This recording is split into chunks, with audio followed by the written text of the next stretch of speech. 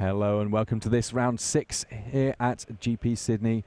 We've got a great match for you starting off here. Reed Duke on the left of our screen against Marco Camilluzzi. Reed Duke, one of the American players that's made it across here, and I tell you what, Marco Camilluzzi from Italy, one of the Italian Team World Championship winners, the World Magic Cup winners. He's got quite the opponent here. He's picked the brains early on, and Olivia mobilized for war. That's a powerful card in his hand, along with a whole host of very aggressive starts for red-black. Yep, so there's Olivia, there's a Haunted Dead hiding under it, Skursdeck Supplicant, that's a 2/3, Uncaged Fury, the Red Trick, there's the Vilden Pack Outcast. That's 2 copies of that, yeah. Yeah, no, only 1, right? Oh no, there is 2, you are correct. That's the 4/4 for 5 mana, and the Collective Brutality, which has a lot of modes with Escalate, but mainly it's 2 mana to give -2/-2 to a creature. Yeah, so a lot of powerful options here, and Reed Duke really carefully figuring out what he wants to do with this. I mean, one thing to be said, I guess, is that looking at these cards in hand, he is now going to be able to know a fair amount of what's coming in future turns. Yeah, noteworthy that Marco did not have a 3rd land in hand. Actually, the only spell that he would be able to cast with his Mountain and Swamp was the Collective Brutality. So Reed chose to take that one, possibly in the hope that Marco fizzles on his land drops for the next couple of turns, and then Reed might have just a short time window where he can deploy threats, get ahead on board, and win before Marco finds his 3rd, 4th, 5th land and casts all of these powerful cards in hand. Mad Prophet being played there. The 2/2 with haste does not get sent into the red zone. In fact, a Galvanic Bombardment here, enough to mean that it's going to have exactly 1 activation. We call it a rummage. It's a bit like the looting ability. You tap to discard a card and then draw a card. Yep. So, yeah, make Mischief, the card discarded. It deals 1 damage, but Reed knew from the Pick the Brain that Marco did not have any good targets for that in hand, so might as well get rid of it. Ooh, Voldaren Pariah. It's it's just a 3/3 flyer for the moment, but if Reed finds 3 other creatures to put down as dinner for this hungry vampire, then it could transform into Abolisher of Bloodlines, which forces Marco to sacrifice 3 creatures of his own.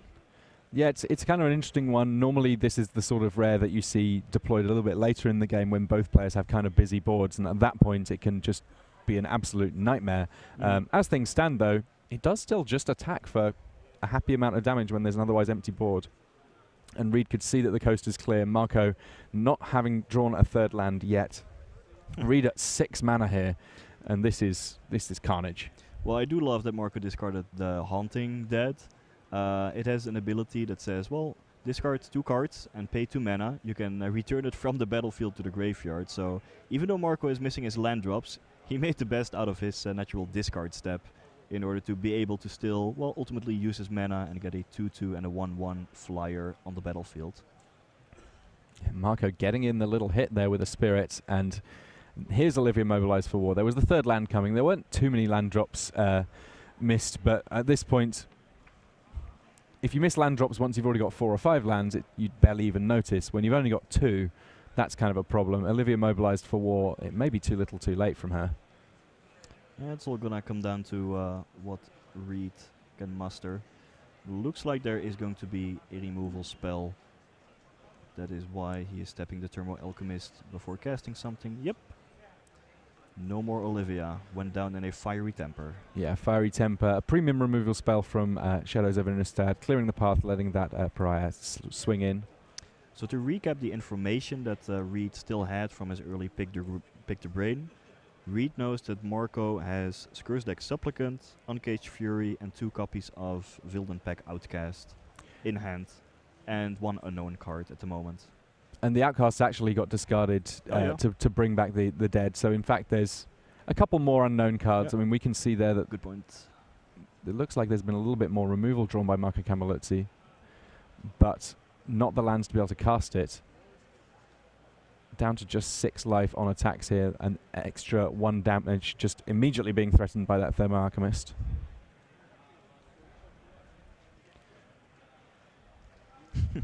This is an unorthodox strategy being played by Marco Camilluzzi here. Ghoulsteed coming back thanks to some more discards and mana being paid. I mean, this is a way of getting creatures into play, but it's not very efficient on cards in hand, it must be said. I'm sure that Marco wasn't planning to use his cards in this way when he constructed his deck, but I mean, it is working to some extent. It's actually a somewhat close damage race at this point. Yeah, it is certainly an orthodox strategy, but I love what Marco is presenting here. He's at 5 life. He does have a 1/1 flyer that can chump block the Voldaren Pariah for a turn. Every time he sees Thermo Alchemist being tapped, though, no more. when it's not the end of his turn, he has to feel that that's not a good sign, because it means that there is a spell coming. That spell clears a path, and Reduke takes a pretty straightforward game 1. I mean, Marco Camilluzzi, you normally see him with a big smile on his face, pretty much regardless of how things are going, but that was a beating that he's kind of reeling from a little bit in game 1 here. Yeah, at the end of the game, I think Reed had 7 or 8 lands on the battlefield, whereas Marco still had 3. Marco definitely made the best out of it by using the graveyard abilities from some of his black cards, which is admirable. He didn't give up, but yeah, the lack of lands definitely hurt too much. So we're getting a chance to jump across to one of our other matches here. Alexa Tellaroff is up against Yuya Watanabe of Japan. Weaver of Lightning in play for Yuya Watanabe, which with the red-black deck means that every spell he casts is going to also be dealing 1 damage to a creature of his choice, and with a whole host of other creatures in play, he is going to be able to get something going here. It looks like he has Bruna in play, and I tell you what... No, just in hand. There was a collective brutality that saw it. Yeah, Tellaroff is 2 lands off of casting that Bruna. But, well, if he is able to, that would be quite huge. Yeah, while we talk about Gisela as being kind of the more obviously constructed playable of the 2 halves of our crazy meld option. Brizella, there we go. A 5/7 flying vigilance that lets you bring back an angel or human from the graveyard to the battlefield is certainly nothing to sneeze at, and there's plenty of creatures in Alexa Tellaroff's graveyard already. So as and when he gets things going with Bruna, that will certainly be exciting. But in the meantime, you know, you can throw a Griff up into the air, and as a 2/2 flyer for 3, absolutely fine. Yeah, at the moment, Tellaroff is actually ahead on the battlefield thanks to that Stitcher's Graft. So that's an equipment that gives +3/+3, meaning that the Graph Red is currently a 5/4. And whenever that creature attacks, it doesn't untap during its controller's next untap step. And you almost never want to equip Stitcher's Graph to something else, because if you do, you have to sacrifice the creature that, well, it was originally attached to. So this turn, I believe the Graph Red has to remain tapped. Then on the next turn, it can attack again as a 5/4. So you just alternate between attacking with a 5/4 and then, well, just locking it down for a turn. Well, Tellaroff has a nice one here, able to pick back up a copy of Ironclad Slayer. Yeah, Ironclad Slayer, just because there's so many powerful enchantments that act as removal spells, just seems like a fantastic card in this format in a way that perhaps the Auramancers of the past haven't quite so much. Yeah, as I mentioned, every color combination has its own identity in this format. And for black-white, well, there are actually 2. One is kind of a tokens go white aggro, as also heralded by the black-white uncommon, gold uncommon, Campaign of Vengeance that drains opponents whenever you attack with any creature. But the alternative angle that you can take with black-white is kind of an enchantment matters theme. And it is just headlined by this Ironclad Slayer and Boon of Emrakul. 2 commons from Eldritch Moon, but they work so well together. Boon of Emrakul gives -3 toughness to a creature, so that's a serviceable removal spell. Ironclad Slayer, even without any ability, it's a 3/2 for 3 mana, which is playable. But when you can return that removal spell from the graveyard, it is pretty awesome. Well, we're seeing Savage Alliance here, which is from Yuya Watanabe, going to be doing just a crazy amount of work, because in addition to its own ability, which is it can deal 2 damage to target creature, 1 damage to each creature target player controls. There's also Weaver of Lightning going on, meaning there's an extra point of damage to be thrown around Alexa Tellaroff's creatures. So they're very easily indeed, Yu Watanabe able to secure his 2 for the 1 with Savage Alliance, and with those rats only untapping every other turn, it means that Yu Watanabe can even get in a cheeky little hit there with that Weaver of Lightning. The 1/4, which also has reach. You know, if it's dealing with things in the sky, It does it all. it's Yeah. a very unusual red card, but a very powerful one in this format. Absolutely. But not one that Yuya needs in this game state, because Yuya is facing now an attack from the 5/4. Looks like he kept back his Wailing Ghoul to be able to chump block it for a turn, buying him some additional time. But Tellaroff still has the Bruna in hand that Watanabe knew about, which means that Tellaroff is way ahead in this game. Well, we're going to jump back to our main match now. It looks like Alexa's sort of doing things okay there. We'll let you know what's going on in that match, but for now we're going to see whether or not Marco Camilluzzi is able to bounce back with his red-black deck against Reed Duke. This time round, he is successfully able to cast his big black escalate spell there, using the Collective Brutality to both deal with Olivia's Dragoons and have a look at Reed Duke's hand. Doesn't mind discarding a card in the hope of getting something from Reed's hand. Sees Pick the Brains and says, let's not have this happen this time round. Yeah, it's almost like playing with full information for, well, first game Reed knew all about Marco's hand. This game Camilluzzi will know all about Reed's hand. Worth noting here that this time round Reed has another land in hand and actually a relatively cheap collection of spells to cast. Let's quickly just talk through the spells that he's got available here, Frank. So he had what looked like Galvanic Bombardment. He just played Conduit of Storms. That's a 2/3 werewolf that, for 5 mana, it can transform into a bigger form, and whenever it attacks, you get an additional red mana at the beginning of your next main phase. Reed also had Rancid Rats and Farbog Revenant. So, all in all, kind of low power creatures for Reed, except for this Conduit of Storms, which threatens to turn into quite a serviceable attacker if Reed so wishes, and indeed he goes for it. Second main phase, he gets his red mana. Together with that and the 4 lands, it transforms into a bigger size. Yeah, as the Conduit of Emrakul, it's now, whenever it's attacking, producing all the more mana in the second main phase, 2 colorless mana, and on top of that, as a 5/4 monster, it's just representing a pretty sizable clock. Yep. Mad Prophet just coming in here, just get into the red zone. I like this a lot, just swinging in, getting a couple of damage on Reed Duke in addition to that dealt with by the rats. We have an old-fashioned race on our hands. Well, I would have to give the early edge to Reed, though. Unless Marco has plenty of removal spells in hand, Reed has a Farbog Revenant that can easily block, well, both creatures, essentially. And even if that one were to die, he has a Rancid Rat to block the next attacker. He had the Galvanic Bombardment to take out the Mad Prophet, denying any possible madness shenanigans on the next turn. So far, Reed is ahead. Yeah, Ghoulsteed here, not a particularly exciting card when Reed Duke, based on all that extra mana that he's getting from the Conduit of Emrakul, was pretty much able to dump his hand last turn. All he needs to do here is draw a couple of the bits and pieces for follow-up, and he's in fantastic shape. Well, that Ghoulsteed from Camilluzzi now allows him to trade. Apparently not. That's Borrowed Malevolence. It gives +1/+1 to the Conduit of Emrakul. And thanks to the Escalate, also -1/-1 to the Grav Rats. An old-fashioned 2-for-1. You'll take them where you get them, and if you get enough of them, you'll almost certainly win the game. Reed Duke in fantastic position here. Able to get through a little bit of damage. We'll get that life total updated for you in just a moment. And yeah, Camilluzzi very much on the back foot in the face of that removal, playing out his 2/3 here. Not necessarily one that he's likely to activate too much, because I tell you what, he's not going to be able to afford the life. Nope.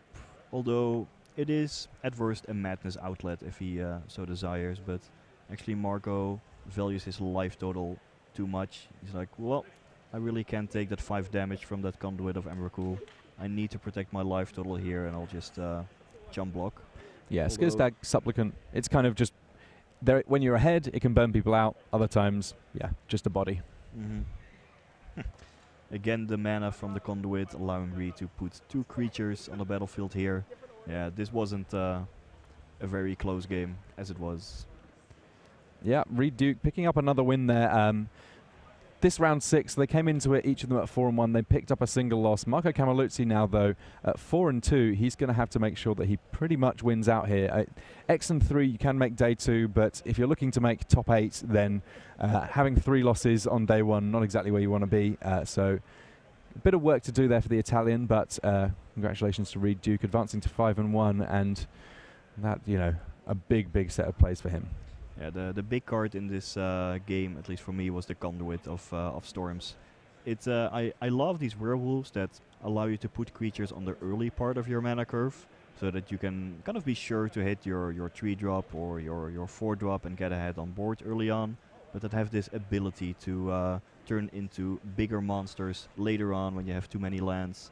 That is one of the reasons why so far this format has played quite well for me so far. There's mana sinks for days, so even if you draw perhaps a bit too many lands, you often are able to still play a fair game. Now, the existence of these additional mana sinks, the cheap creatures that can do something in the later game as well, does that impact on the number of lands that you choose to play in this format? Or does it just mean you've got insurance against weird mana draws? You could sometimes go up to 18 lands if you have a lot of these types of cards. Generally speaking, though, so far it has been a 17 land format for me. 2 colors, 17 lands, that's a good standard to go by.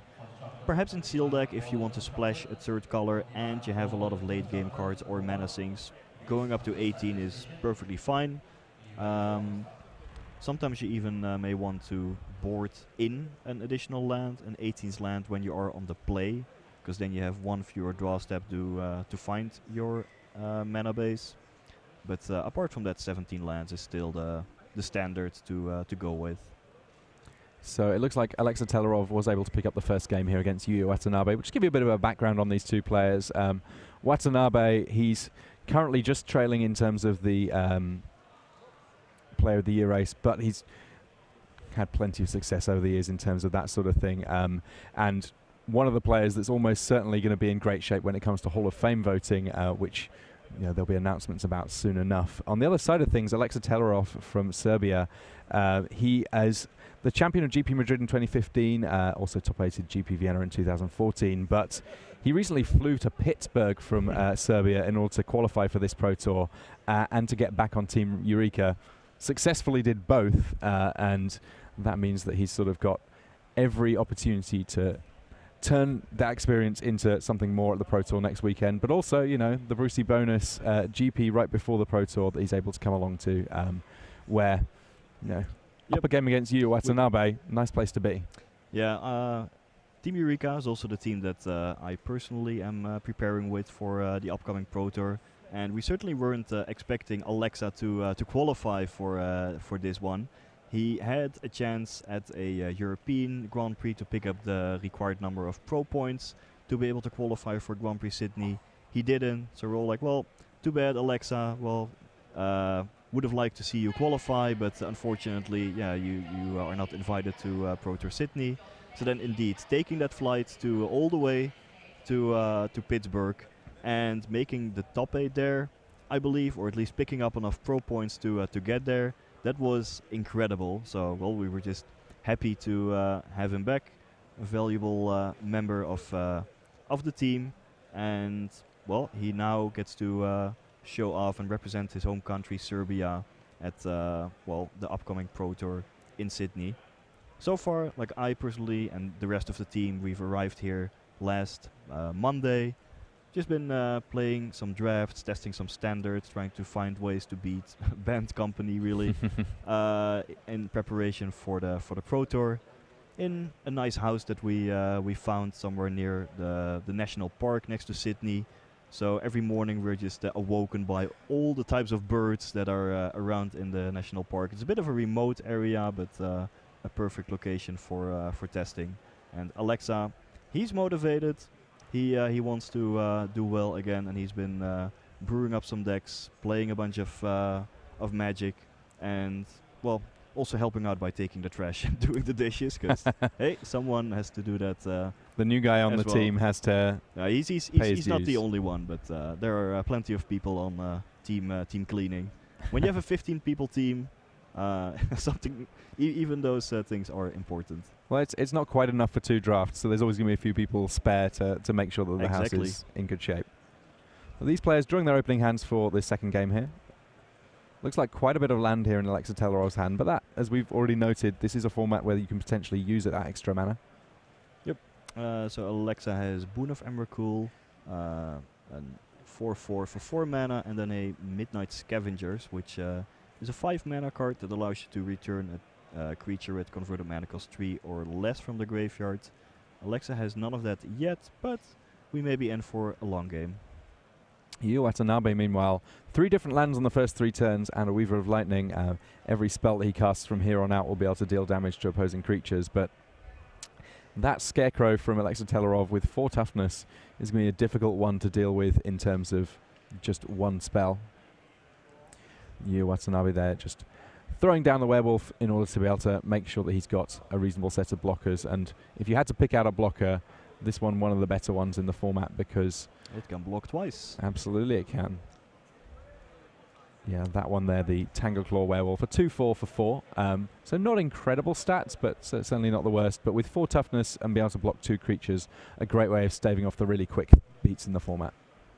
And, well, once Yuya would get up to 7 mana, he can transform it, and then it turns into quite a menace on the battlefield. It would turn into a 4/6 Vigilance that must be blocked if able, in addition to the double block ability it already has. Yeah, good on offense, good on defense. On the other side of things, the Fibrous Entangler, certainly a powerful Eldrazi werewolf. Interestingly, Alexa chose not to attack with his 4/4. So Alexa had the option of exchanging blows, attacking for 4, because Yuya would have no good blocks, and then taking 3. Typically, exchanging 4 damage and getting back 3 damage is favorable, but it looks like Alexa has Bruna again in hand, so that means that you just want to play a long game. Protect your life total, not enter into a damage race, because Alexa's thinking, okay, if the game goes long, eventually I'll hit 7 mana, play my Bruna, have a 5/7 Vigilance.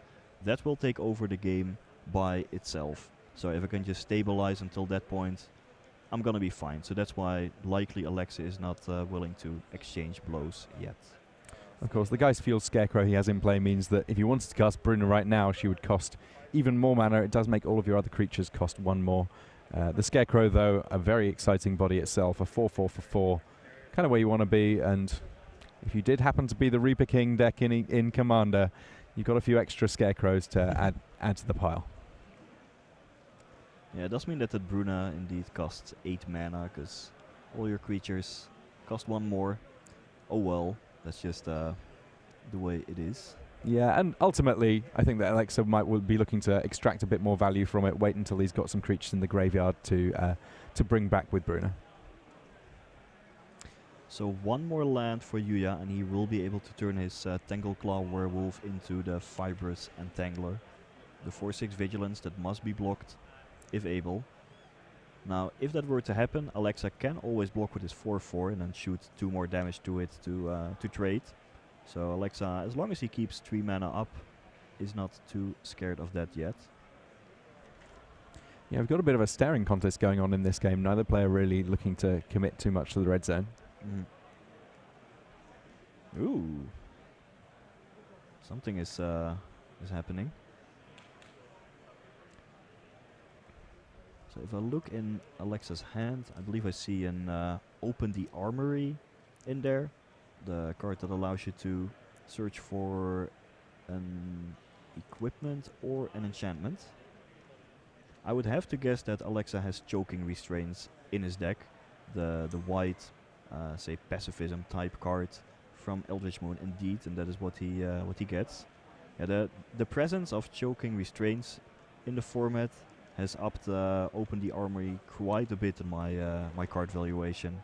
Just being able to search for a removal spell from your deck, and well, maybe Alexa also has a fine equipment. Yeah, we saw the Stitcher's Graft in the first game. It turns Open the Armory into a perfectly serviceable card. How many targets would you want in your deck for Open the Armory to be something that you're actively looking to play? I'm gonna say 3, though it is playable with 2. I don't like playing it with 1, even if it's a good one, because, well, there's like a 50-50 probability of drawing one before the other one. That's one way to look at it. And well, you know, we saw it last game, we've seen it this game as well. The powerful options available with Escalate continuing here, as once again Savage Alliance doing good work and clearing Alexa Tellaroff's side of the board with a little bit of help from Weaver of Lightning. Yep. Now the board is almost clear to some extent. Both players still at 20 life. Yuya has 1 power on the board, at least 1 power that is not enchanted by choking restraints. And we may be in for a nice long game. I must admit, I'm never that sad to see a game go really long when you've got players the likes of Yuya Watanabe or, you know, as we saw in earlier rounds, John Finkel in the mix, because it just means we get to see more Magic played at the absolute top level. I mean, that's one of the great things about GPs, where the top players in the world come out and we all get a chance to see them in action. So Alexa found his 7th land. This means that he could play Bruna if he wants to, but there are 2 possible downsides with that. 1, he doesn't have any human or angel in his graveyard to return, so no value. And 2, well, Yuya has been playing kind of a slow game. He has plenty of cards in hand. Black obviously has plenty of removal spells, such as Murder or Certain Death. If Alexa would put Bruna on the battlefield here, there is a reasonable chance that Yuya has been holding some black removal spell. Alexa checking how many cards you have. 4 cards. Yeah, he doesn't go for it yet. Alexa is thinking, well, you have so many cards in hand, you haven't been playing many creatures. It is extremely likely that you're holding some kind of black removal spell. And indeed, I do believe that Yuya is holding Certain Death. So, if you're Alexa, it makes sense not to cast your Bruna here yet. Just play some other cards, play some less threatening creatures first. Possibly entice Yuya to spend his removal spell. And then, at least hopefully, you can play your big card when the opponent has expended all of their powerful cards. Well, a nice creature drawn by Yuya Watanabe here, given the amount of mana he's got going on. Quilled Wolf, just a 2-drop, but it's another one of these creatures that does something in the early game and does something in the late game. There we see it coming down. A 2/2 for 2, perfectly serviceable on turn 2, very happy with that. But with the amount of mana that he has available, he can pump it pretty substantially here. And that means that it is a creature that Alexa Tellaroff is going to want to find an answer for. Yep, Choking Restraints took down the Werewolf, just to deny any emerge shenanigans and also to possibly aid Alexa for Delirium or an Ironclad Slayer getting back to Choking Restraints from the graveyard. Boon of Emrakul dealing with Quilled Wolf. I mean, kind of the perfect answer to a creature that can pump itself. You wouldn't necessarily want to use regular damage-based removal there when there's mana up to be able to pump, but Boon of Emrakul will sooner or later kill any creature with a toughness 3 or less. Yep.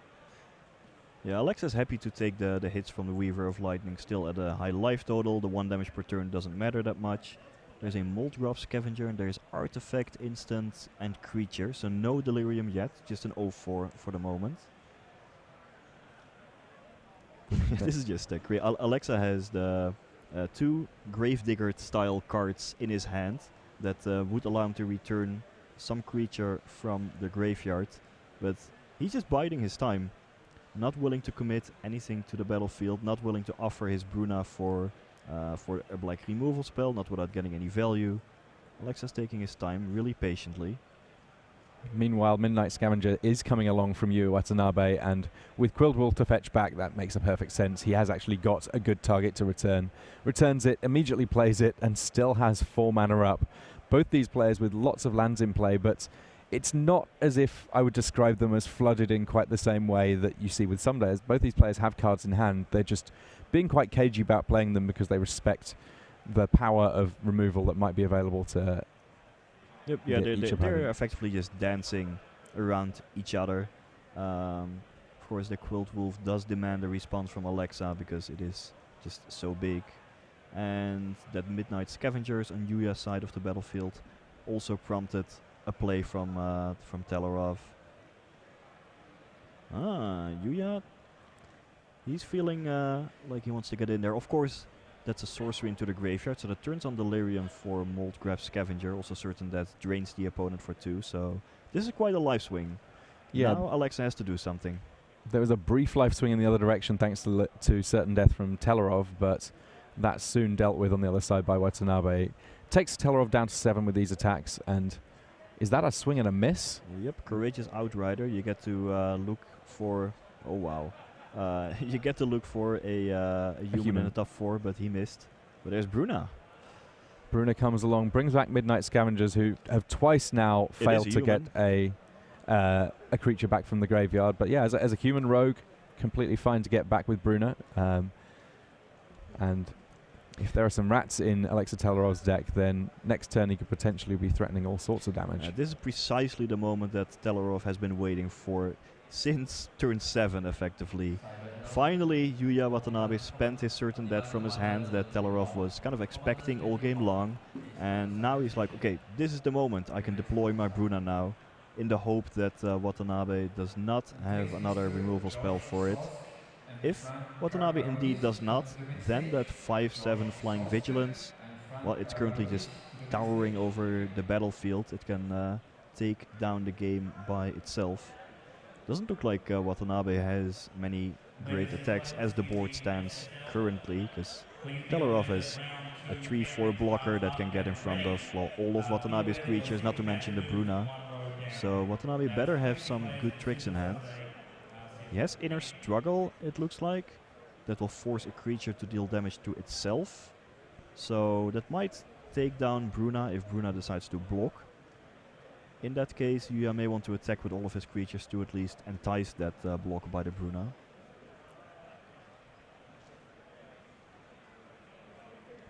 Watanabe also has another instant in Dance with the Devil, so he also has the option of playing Inner Struggle, pinging 1 damage with the Weaver of Lightning, so that's 6 damage to Bruna, and then the Dance with the Devils for the final point of damage with the Weaver of Lightning. That is indeed the play that he makes. 7 toughness, there you go. Yeah, it took a little bit of work to get there, casting a few spells, but put 2 devils on the board, killed Bruna. I don't think he's going to be too sad about that. Nope, because, well, he had to find an answer for that 5/7 flyer, otherwise he would just lose the game to it. Now Watanabe still doesn't have any good or great attacks, at least on the previous turn. Right now with these devils, well, the devils, if they die, they ping 1 damage, but Tellaroff can just effectively control when they die. Attacking with these 2 doesn't seem to make a whole lot of sense unless Watanabe has some other trick, because Tellaroff can just block the 3/3 with his 3/4 and, well, take down a creature nearly for free.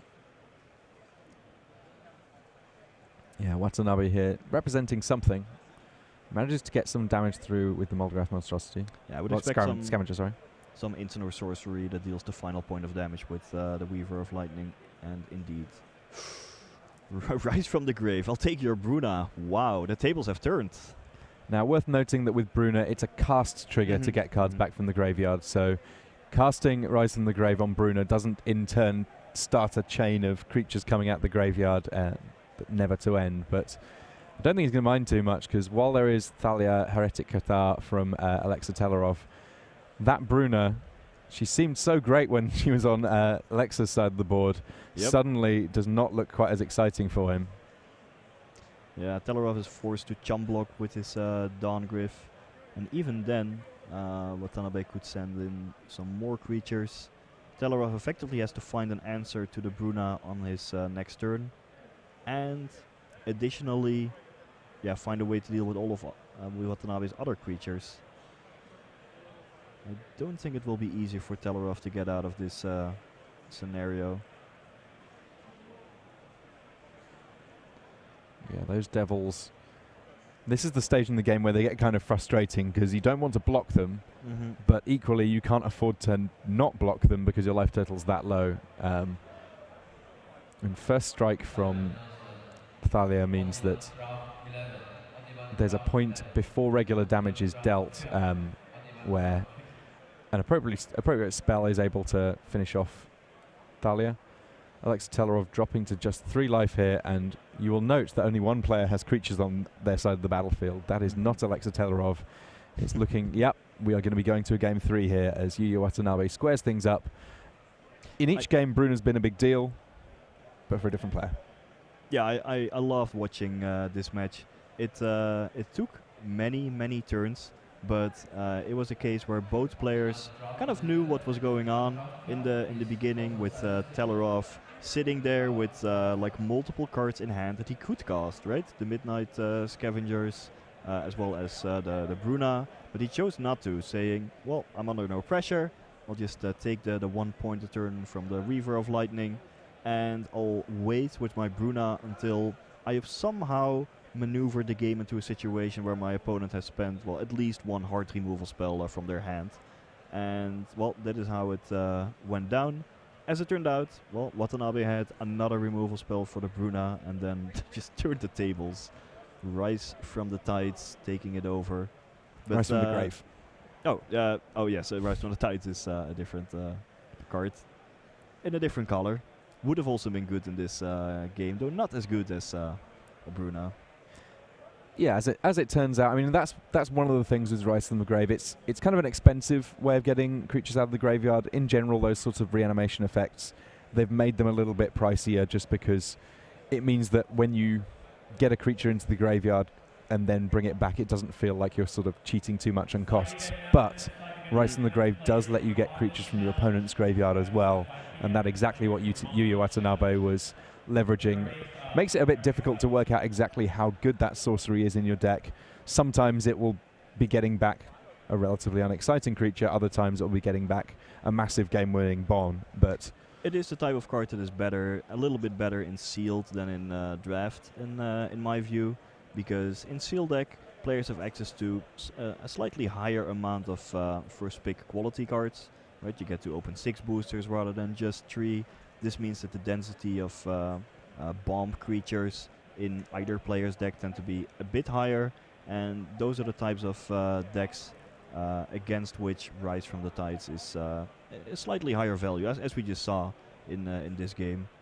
For draft, it is still a playable card. There's nothing wrong with it, but I wouldn't call it a high pick, if only because quite a reasonable amount of time you're only going to get back, say, a 3-cost or 4-cost creature in a game of draft. So you don't always get to return Bruna. It's probably one of the best creatures to return in the entire format, come to think of it. Maybe Emrakul, if somehow Emrakul would enter the graveyard and then die, and you get her back. But all you need to do is make someone discard her. Oh yeah, that's true. Oh, that's pretty sweet. Pick the brain on Emrakul and then reanimate it with Rise from the Tides. Rise from the Grave, sorry. Yeah, it turns out that you don't necessarily need to get the cast trigger on Emrakul for it to be good enough. No, a 13/13 flyer will do the trick in any game of Limited. There are some hard removal spells in the format, most notably the Certain Death, black card, 6 mana, common, just deal with anything. As well as Murder, that's an uncommon for 3 mana, unconditional, destroy target creature. But apart from that, and Choking Restraints in white, many of the removal spells, especially in red and green, they are damage based. So a 13/13 is effectively untouchable by those kinds of cards like Prey Upon or Alchemist's Greeting. Yeah, it's interesting. We've been talking a little bit amongst the coverage team about relative draft strengths of different cards. And Murder, it's kind of gradually risen to the top in a lot of people's estimations, just because at the cost, being able to deal with literally any creature is just so powerful. It's not got any clever escalator or anything else going on, but it's just super consistent in what it's doing, and it can deal with each and every threat in the format. And also at instant speed, that is quite important when you take combat tricks into consideration. If you have mana up during your opponent's turn, they play some kind of pump spell on their creature, you're able to deal with it at instant speed. You trade 1 card for your opponent's 2, and that's an easy way to get ahead in a game of Magic. So game 3 is kicking off. Each of these players looking to continue their undefeated record when it comes to matches. Fork in the road here, meaning that Yu Watanabe's 3-color deck able to set things up, but presumably there are enough swamps already in his hand, because fetching a forest and a mountain This will tell Tellaroff that there is at least a swamp hiding in Watanabe's hand. Otherwise, he would have certainly found it with the fork in the road. One of the nice things about Fork in the Road, of course, in addition to fetching a land for you to play, it also sets you up fairly well for Delirium. Getting a land in the graveyard, not always easy. Likewise, getting a sorcery in can be a little bit fiddlier. Yeah, we already saw the Moldgraf Scavenger from Watanabe on the previous game, so he has some Delirium cards. And now Inner Struggle, adding an instant. Yeah, takes down Dawngrif pretty happily, even in spite of the pump, and boom, there's the Gitrog monster. Hello, Year-old Froggy. Yeah, this is the type of card that runs away with the game single-handedly. Tellaroff better find an answer for it soon. Even a Bruna is has a hard time racing the Gitrog monster. Just a 4/4. Well, Tellaroff is able to line up a double block on the next turn potentially.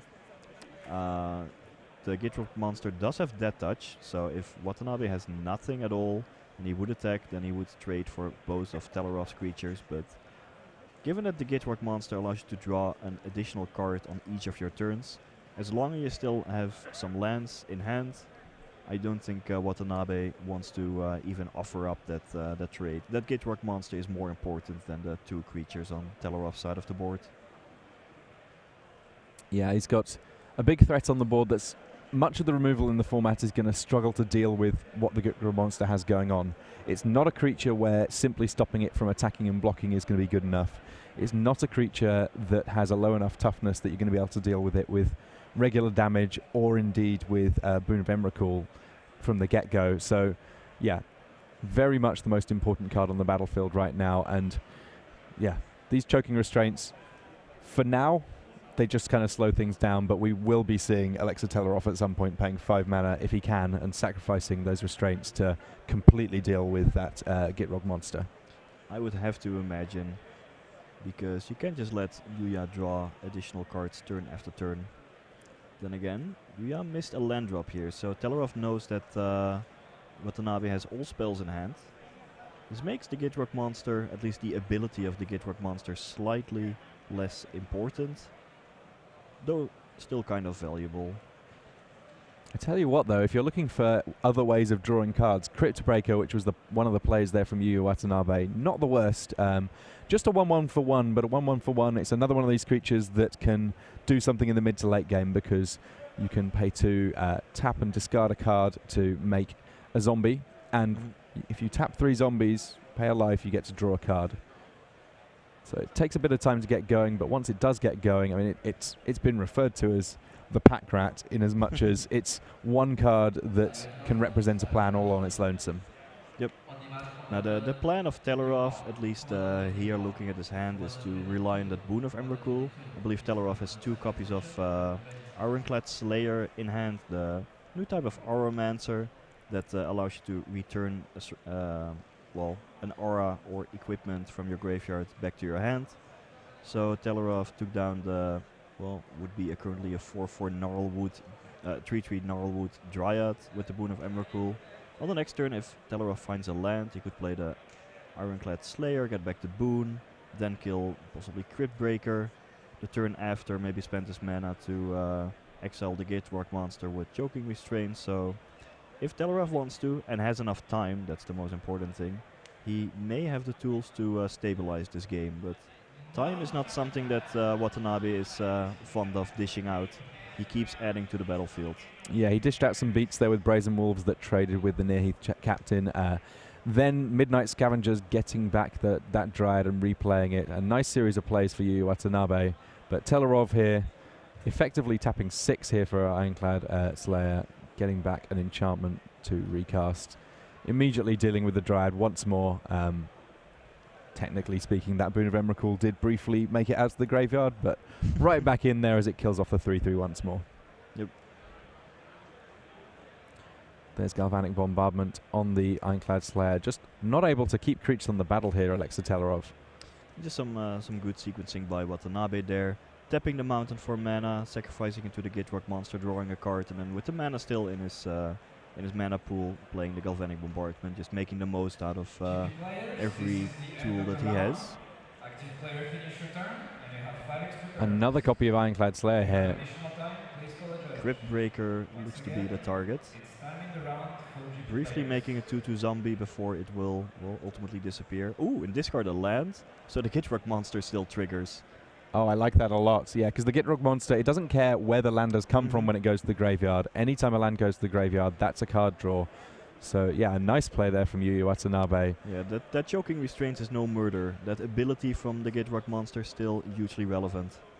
And Savage Alliance clearing Alexa Tellaroff's side of the board, allowing for some attacks from that zombie alongside Midnight Scavengers. Alexa Tellaroff down to just 4 points of life here, facing lethal, and is going to have to find something big. It looks like there is a Midnight Scavengers of his own getting back an Ironclad Slayer. He would love to be getting back a creature that he cast a little bit more cheaply, but actually the rats in his graveyard, not an ideal target, because he'd rather just have 2 blockers anyway. Yes. Strangely enough, but indeed that is the reason why he goes for the Ironclad Slayer and not the Graph Rats. Typically you just want to melt these things whenever you can, but this is an exception when you're already down to 4 life. Tellaroff has to defend, and well, he needs the Ironclad Slayer for doing that. Also, this layer represents kind of more card advantage because there are so many extra removal spells you can get back. Blessed Alliance. So that will, well, it's an Escalate card with lots of modes, but here it just forces Watanabe to sacrifice his attacker. Tellaroff is doing his best to stabilize. You know, Watanabe is still drawing 2 cards a turn thanks to the Gitrog monster, but once Tellaroff has a chance to spend 5 mana to exile it, which he just hasn't had a chance to do that throughout the entire game, then still with the Ironclad Slayer in hand and a Boon of Emrakul in the graveyard, Tellaroff may be able to stabilize. And if he does, it'll certainly make for an exciting match of Magic here. Yu Watanabe, he's tapped 5 mana. We've got a Rise from the Grave. It's just a matter of what he wants to bring back. Midnight Scavengers, who in turn, what are they going to go for? Well, it was a good enough plan the first time round. He's going to do it again. Treat with that touch. Still powerful. There is an Open the Armory. Well, what's in the Armory? Probably only a Stitcher's Graft, which is unlikely to help Tellaroff all that much.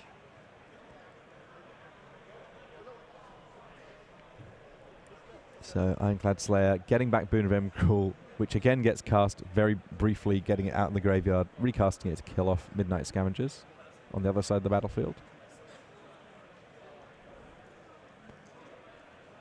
But Yu Yu Watanabe here, just the sea of card advantage, just threatening to drown Alexa Tellaroff here. Well, he's nearly running out of lands. Still has 4 on the battlefield, so he will be able to cast his Backwoods Survivalist. But at this point, the sacrifice of lands to the Gitrog monster almost starts to be a downside. And I'm also not sure how many cards Watanabe still has left in his deck. I don't think that decking is at this point realistic, but you know, it might even come up. I could see a situation where Tellaroff decides not to activate his Choking Restraints, but just leave the Gitrog monster around. Well, it looks like Tellaroff once again going to the armory to see if he can find a useful aura or indeed equipment. We get a little bit of a nose through his deck as he does so. Although it should be noted that the Gitrog monster is optional. You don't have to sacrifice land in your upkeep. You can always choose to sacrifice the Gitrog monster itself. So I don't think decking is going to come into play at all here. It's actually an interesting choice here what Watanabe wants to do. Alright, he keeps the Gitrog monster around. Fair enough. Most of the cards in his hand are 4 mana or less, so he can still play most of them. Fair enough. And has been drawing enough lands that he's able to get some things going. You can play an additional land when you have the Gitrog monster in play, and that's exactly what Yu Watanabe chooses to do before swinging in with the team that's able to swing. The Gitrog monster being held in a chokehold still and unable to get stuck into the red zone. Yeah, Backward Survivalist, 5 power, trample, putting Alexa down to 1 life.